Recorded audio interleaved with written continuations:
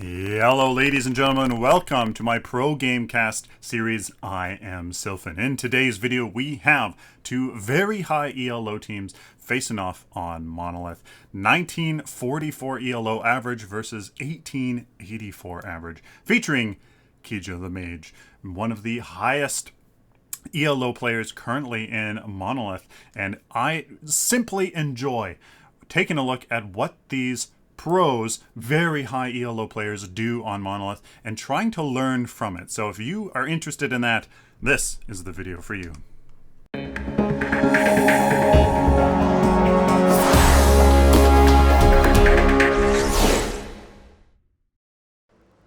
Ladies and gentlemen, here we are in Monolith. We are going to take a look at what the pros do and simply have some fun. So ladies and gentlemen, here is the two teams. We have on the orange team here, Rum Cake on Steel, Fede as Twin Blast, Faydal Barrage as Fang Mao, good old Fang Mao, Oscuris as Howitzer, and Cav 2 Scout on Gideon. We already have some shenanigans for the orange team here coming in on the blue team's off jungle and trying to make some shenanigans happen over Orb Prime. Looks like this was definitely planned, and some interesting things going to happen here. We do have Steel and Twin Blast coming in from the side. They might be the one to start this, but it's going to be a 2v5, 2v4. Now it's a 4v00. Rumcake is definitely in some trouble here. There's the pull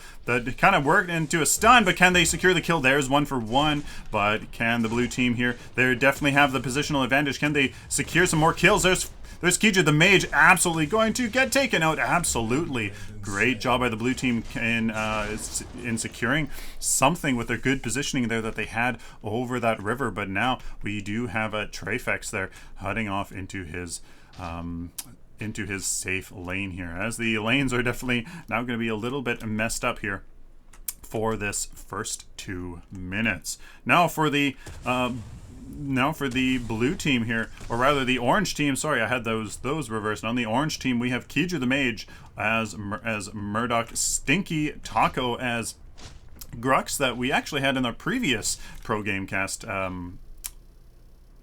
game, but I called him Sticky Taco instead of Stinky Taco, so I apologize. I'm Robbles as Rampage here, J Killa 69 as Greystone, and Trafex as Gideon. So we can take a look here at the team compositions for the orange team. We do have 3 front lines, with the jungler being Rampage, and I very much actually kind of quite like that idea. That's going to be a really strong presence for the other team, which has only 2 front line here. We have on the blue team, we're going to have Rum Cake and Feng Mao here to be their front line, which is pretty good front line, but they do have 3 squishy targets with Twin Blast, Howitzer, and Gideon. With that said, I do actually much prefer a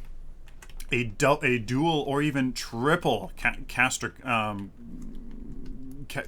composition, just because they are just so damn powerful here in Monolith. Just the burst and those abilities can be just do tremendous poke here in Monolith. I really do much prefer more casters than anything else. But oh boy, the orange team here is looking monstrous with Greystone, one of the most powerful heroes here in Monolith, with Rampage and Grux. So the amount of control there on that team, with the pull, with the stun on the Rampage Rock, that's going to play a really big effect here in this match. It's going to be really interesting to see exactly how that much control can kind of counter the Gideon ultimate, the Howitzer ultimate, which it's going to be a work of magic to kind of interrupt that, but there's a lot of things that can happen. The Steel, though, I do really like. The Steel, though, can really interrupt a lot of the kind of Rampage and Grux kind of combos, or anything really that kind of happens there, as it'll be very, very interesting indeed. One of the biggest one of the biggest things we have to look at here is how Greystone is in the safe lane here, way down on the right side, versus the Howitzer in the off lane, where the Kija the Mage and I'm Robbles is on the opposite side. Very interesting choice there. It's definitely took me by surprise here, as I'm not exactly sure how this is going to work for a Greystone here in the safe lane, treating it as an off lane. Very, very interesting indeed. Stinky Tonko looks like he's about to posture for something here in the mid lane, but not really anything happening there. Now that the blue team's going to split up here into the jungles. Oh, but there is, can he? Oh yes, very nice job by Trefex. Can Cav 2 scout? Can he punish him? No, not really. As look at here, we're going to have a little bit of a gank here by the Twin Blast and steal. Very nice rock, and there's actually Kija the Mage going to town on Fey Day. Can he secure the kill? No, he can't. But Rampage actually secures the kill, but steal. Oh, looks like the 1-for-1 there, as both carries are taken out by their relative supports here. I can't get over the... Oh, nice rock throw into there. Can Cav 2 Scout get away? Yes, he can. Interesting so far. Very lethal, as you're seeing some very good rotations off by both teams, trying to make something happen. Here comes Stinky Taco. Can he do so? Oh, very nice teleport right at the last moment. So I find this so interesting how they have switched this up. The Greystone has chosen to take the safe lane, and at least for the meantime, while Kija the Mage was out there in the off lane. I mean, it would take a little while to theory craft some possibilities here for switching up the roles in the off lane and in the safe lane. I mean, I suppose that you could have a very interesting 2v2 there in the safe / off lane, whoever you want to look perspective wise. But then in the other lane, you have a 1v1. I mean, Greystone is a fantastic hero to do that with so much presence and sustain in lane. So that certainly does work against the enemy's off laner. Very interesting. Now it looks like everything has settled back out here by the 7-minute mark, as now the roles have definitely have switched around. Kija the Mage and I'm Robbles here in the right lane. I'm Robbles having his rock ready to go, keeping this Howitzer at bay, trying to keep him a little bit on his toes. I know that is a very good kind of, you know, intimidation factor that I see a lot of rampages doing, picking up the rock and then dropping it, picking up the rock just to keep the enemy team on the nose here. Stinky Taco positioning for a nice gank, but the steal comes in. Oh, there misses his pull again. That is a very, very bad, as the mid laners are choosing to come in here, but Cav 2 Scout now is out of position, so now it's a 2v1 with the blue teams. Oh, this could be it, as he did just use his teleport, but no, very nice. Oh, Rumcake with the clutch bull rush to keep this Gideon here out of his ultimate. But Stinky Taco, does he get lucky? He uses the Gideon's teleport, fantastic. And Jack Killa does have his ultimate, so this is going to force the blue team to retreat, as you can't really deal much to a Greystone with his ultimate. It's kind of a waste of time unless he got a really, really strong poke and presence against him. So again, here right in this early game, looks like the builds are pretty standard. I don't see any real shenanigans going on here. Looks like Famao actually went for Madstone Gem first, or he's just going into the Madstone Gem right away. I would prefer not to do that, since you're going to upgrade minor strikes anyways. Might as well put that in there and unlock that extra power, as that attack speed is not going to be mathematically sound in this early game, as looks like everybody else Madstone Gems like nobody's business. That is definitely very, very meta right now. 5 card power to get a whole bunch of value very, very easily, and it's mathematically correct with that power. You don't need much attack speed at all, pretty much, before that first 6. Ooh, we almost got that rock within that first 10 to 12 CP of power. Jackilla here, he does not have any regen, which is really quite surprising here as we take a look. Where is he? He does not have just the bump juice, which is really not going to be that valuable. As it looks like Rumcake, he was definitely taken out of position. Here it looks like Stinky Taco was able to pull him back and secure that kill. Very nice. But now we have Kiju the Mage coming in here on Scout. Can he secure the kill? He does have his ultimate. He does have his ultimate. Is he going to wait for maybe a nice line? There is an opportunity for some double snipe. Oh, very much Trafex. Can he get out there? He's going to choose to use his ultimate. And oh no! Very nicely done by Scout. Totally maybe reading that pull like... That snipe, he probably totally read that. There is some evidence of some high play if you don't ask me, but looks like the blue team is taking advantage of by that numbers advantage here in their safe lane. Their safe lane is the first tower getting taken down, but it looks like both teams safe lanes are being taken down as they kind of do the backsies as they both deal to each other what each other did to them. Jackilla, he's going to go back.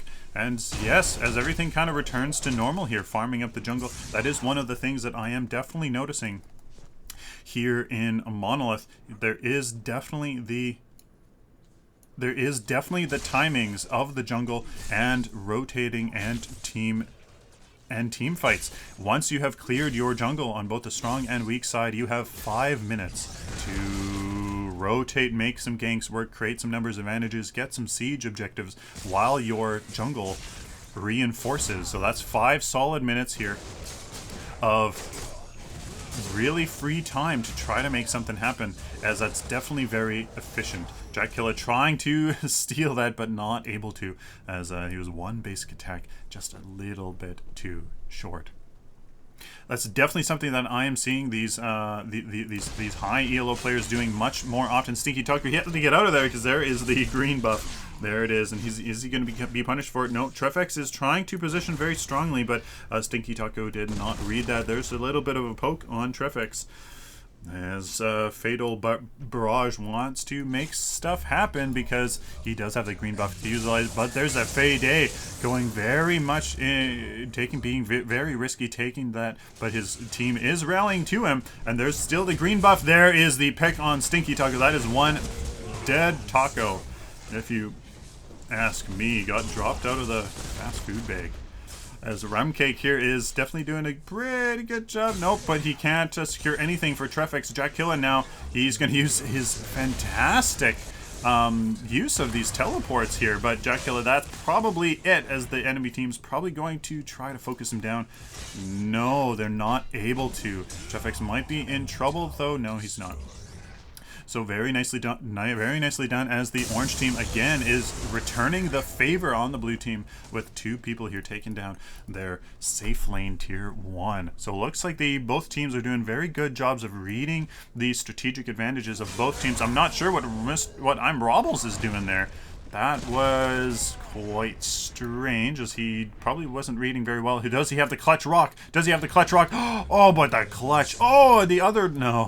Okay, so it's a nice snipe here by Kiju the Mage. Take out the Twin Blast, but the boulder, I swear, was going to be what decided that one there.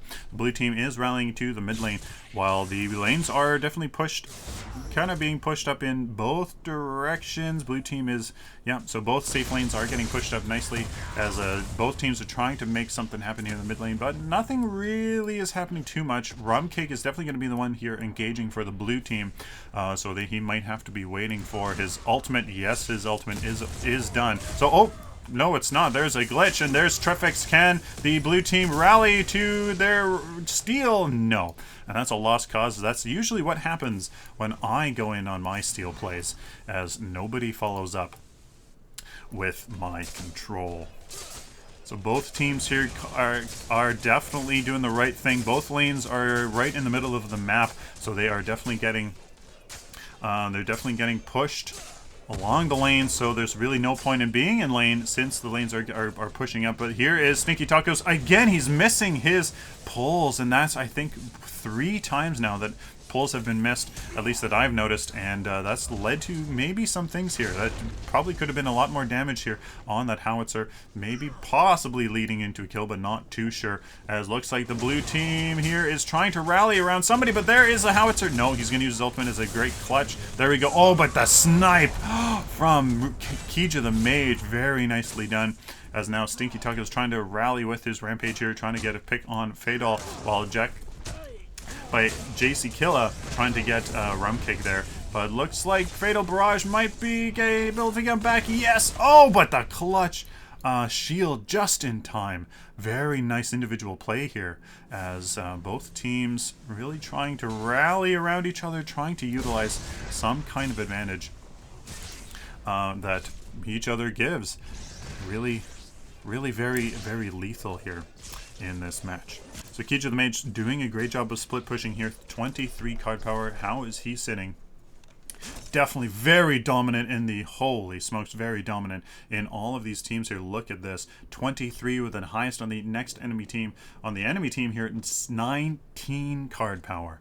19 card power. Doing a fantastic job here. Simply just getting the card power, being the carry that his team is going to need. And this might be what decides this late game if the blue team doesn't let their Twin Blast farm very much, or if he simply is going to drop the ball in that area, as he is only 19 and he's still falling behind here with Kija the Mage at 24 again. So again, this oh, but here's Stinky Taco trying to make something happen. There is the stun. There is the burst that he wanted from, yes, Trafix doing a great job in reading that. But here's Kija the Mage. He's going to be a little bit late to this, but hopefully his team no, there's I'm Robbles. He should be able to get away. Yes, he does. But Kija the Mage now is in trouble as the rest of his team has left him. Yes, so that was a he was trying to be aggressive there to come to his team support, but everybody hard disengaged just as he got there, and that's quite unfortunate. That is quite unfortunate. It feels very bad to come late into an engagement and then simply just be forced to retreat because it's a lost cause. So I was very unfortunate by Kija the Mage there, getting taken out by some great control and simply focusing down from the enemy blue team here. So both lanes, the side lanes, are getting quite managed quite well, with the blue team here pushing a little bit on their safe lane into the orange team. Nobody is actually going there to deal with it. Maybe Stinky Taco is now. Yes, he is. He is going over to deal with that. JC Killa here is I'm not sure exactly what he's going to want to do. I think two of the enemy team here is going to, he's simply just going to cover the lane. So that does make sense. No, Stinky Taco did not actually, but here's Trafix. He has that purple buff, and surprisingly no wards at all for the blue team besides a little bit here. So here's I'm Robbles. They're probably wondering what the heck he is doing here, but Trafix is just simply going to let him die. That was poor communication here, poor initiation, as I'm not sure here what exactly they wanted to do. Trafix obviously looking for a play, but the rampage maybe was a little bit too bloodthirsty. Bit off a little bit more than they could chew. So far I'm trying to think of a theme here so far for this game, but really it's just been great executions, great rotations by both teams, good reading here. They're managing these side lanes very well, all rallying to the mid lane here for these great team fights and skirmishes. So I'm not too sure here what kind of advantage for either team has occurred yet. If we look at the numbers department, 8 and 9 very close. Assists are very close as well. Towers and assists are very close, the same as well. So I can't really say what's happening here. Trafix is just forced to use his ultimate. Oh, but almost there with the howitzer. But can they? No, Stinky Taco, can he? No, there's the ultimate from Howitzer. He's going to be able to get away. Looks like here I'm Robbles is trying to make something happen, but Stinky Taco and Greystone here are trying to go into the mid lane, or just trying to peel for this rampage to make sure that they get some kind of secured kill, but no, they don't. So looks like the Howitzer was able to get away. Almost a kill there, as Kija the Mage doing a great job of reading those engagements here. Kija the Mage, he, oh, very nice, stole that red buff from the Gideon, who would very much have lived to have had that, as a red buff gives increased ability damage here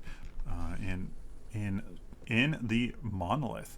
So in terms of card power here, looks like I would say, it's tough to say here. I think actually the orange team here has a little bit of an advantage, I suppose. That's very hard to say. I would actually say that the orange team here is going to be a little bit ahead on the CP department, so perhaps that is indeed what is going to make this work for them. As if we go into drone mode here, I think that these jungle camps here are completely full. Yes, it is. So maybe this is going to be just a sign of an economy gain here so far. As looks like Trafix and I'm Robbles is looking for a little something here. It is a 2v3, and they maybe realize that, trying to bait them here into Stinky Taco's wrath. But no, nothing is happening, as the taco is simply not spicy enough for the blue team. Looks like they don't want nothing out of this spicy taco, so they're trying to get rid of him, as he is simply just going to retreat. And I am enjoying playing with Stinky Taco's name. My goodness. So I just can't help myself when it comes to a Stinky Taco. Blue team here is heading over to the mid lane, as they do see with their wars here, the two of the orange teams here pushed up, but it looks like it's a little bit of a stalemate. As you can see here, guys, you can see a theme here. You get your outside lanes pushed in the right direction. Make sure that those minion waves are built so that they are winning over the enemy team's minion waves, and then you simply just rally to the mid lane to try to make a favorable team fight occur. Now the issue is that everybody's playing safe, so nobody is interested in trying to split push down one of these lanes and try to make something happen. Force the enemy to kind of, you know, deal with somebody split pushing, but what that does mean is that you are by yourself split pushing, and nobody seems to want to do that, as they don't want to be that individual to get taken out simply by split pushing. So as you can see, again, both teams are just rallying around this middle river, enjoying the scenery, because nobody has really strong hard engage besides this steal on the blue team. For the red team, they kind of have a good clutch rampage boulder, which might actually be what this is. Do they have enough though? It is a 5v4 as the Twin Blast here. Okay, here we go. This is there's the Howitzer ultimate, but everybody is simply doing a nice job. But there we go, blue team. Can they? Oh my goodness, what is happening here? Looks like, wow. Looks like the orange team actually made that occur, because the Howitzer ultimate did miss, and there is a 3-person, 4-person. What just happened there? Holy smokes, ladies and gentlemen, that was a very decisive victory for the orange team. As look at that very healthy team here, with the Twin Blast here finally making that decision to split push here in the right lane, trying to get something happening, but a tier 2 tower is not going to be enough, as well, it's not even a tier 2 tower, it's half damage here in the tier 2 tower, as it looks like they maybe should rally. Kija the Mage here probably should be joining his team here for the core, as you know what, I think that would have been game. Or it might even still be game here. Oh, there's Kija Mage coming back. Yes, he does. Does he have the damage to take out the core? Oh, they should try it. Stinky Taco should have come back. Uh-oh. Yup, Stinky Taco should have stayed there. Oh boy. That could have been game, ladies and gentlemen, if they had just focused the core there from the very start. Wow.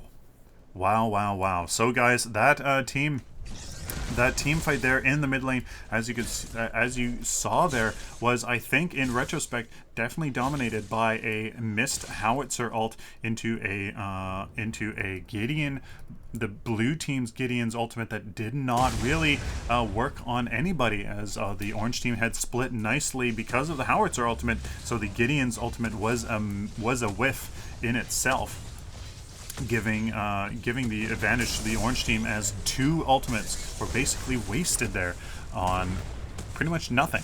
So that, I think, was what caused that. Oh, very nice teleport to get out of that rock. But here's Stinky Tucker with a blink charm to get in there. Does he have enough there? He does pull. He does pull the Feng Mao, but no, they have to retreat as the Feng Mao just kind of totally absorbed all of that with the green buff and his own shield. As that's why I personally love Feng Mao so much here. So I've recently discovered the power of Feng Mao. So I think that has to. I think this game, I have finally stumbled on the theme of this game, ladies and gentlemen, and that would definitely have to be the meta strategy here for Paragon, and actually for most MOBAs. This has been an excellent demonstration of the atypical MOBA strategy. When in the siege department, for in that early laning phase, getting the towers down, as you saw both teams doing excellently, and JC Killa here going for the core, and that's probably going to be core, but does he have enough damage? No, definitely not. As maybe that gives his friendly team here and the opportunity to push the lanes, as yes it does. Kiju the Mage here pushing this lane, and a Rampage here pushing this side of the jungle, pushing this howitzer back, giving his friendly teammates the ability to push these lanes safely. As we were saying, that is the meta, guys. In most MOBAs, that is the overarching strategy. Get those outside lanes. Try to protect your mid lane, as your mid lane, it does give you positional power over the enemy team. If you have your mid lane, that provides you a safe alley to therefore rotate into the other lanes, and that safety security can be monstrous. That is why you protect your mid lane. That is why they were rallying there. Ooh, I'm Robble's in trouble. He needs to throw his rock very nicely, but no, he actually doesn't for some reason, and just pops his ultimate instead. Interesting. He's getting poked down nicely, but that Rampage health regen is definitely kicking in, as now he's returned to 2/3 health. Now as the orange team here is going to have to do a very great job here. Stinky Tucker coming in from behind. 3-person ultimate. Oh, but just barely caught the howitzer. He does force this Gideon to retreat. Let's see. That is a fantastic ultimate, though. Looks like Trafix is going to be able to finish off the Gideon here, as Stinky Tucker is going to force to retreat. But there's Trafix with the 2-pick. Or the pick, but oh, there he didn't use his ultimate in the air, forcing the steal there to use his bull rush to interrupt it, which is very nice indeed. Here's, oh, nicely done, Trafex with a clutch cosmic rift to finish him off. Now we have Greystone here chasing this howitzer. Nothing's gonna really happen there. Trafex, can he land the clutch cosmic rift? No, as now he is being chased by a Master Feng Mao, which is absolutely terrifying, as that definitely strikes fear in my heart, that is for sure.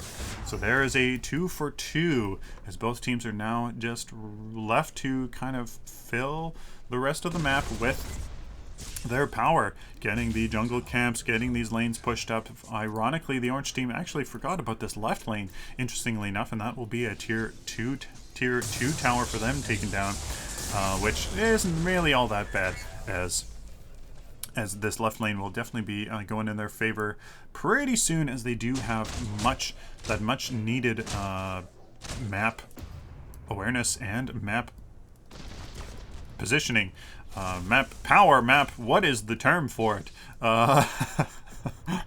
Because that middle lane is simply just pushing with those super minions, forcing the blue team here to relax. I'm not sure what JC Killa is doing with no friendly team support, as I'm not sure exactly what he's doing. Maybe he's trying to go for core. He's really trying to go for core, but that's going to maybe just kind of feed this blue team, as he probably shouldn't be doing that.